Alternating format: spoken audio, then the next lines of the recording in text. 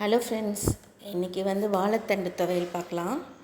அதுக்கு கொஞ்சம் கடாயில் எண்ணெய் ஊற்றிட்டு இஞ்சி வதக்கிட்டு நம்ம நல்லா கட் பண்ணி தண்ணிலாம் கழுவி வச்சுருக்க வாழைத்தண்டை போட்டுக்கலாம். இது கொஞ்சம் மோர் ஊற்றி நான் கழுவி வச்சுருக்கேன், கருக்காமல் இருக்கணும்னு.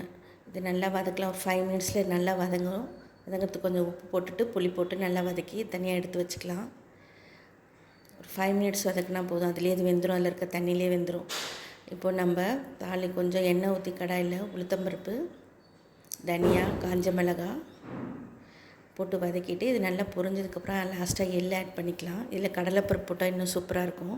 கடலைப்பருப்பு இல்லை, அதனால் நான் ஆட் பண்ணல.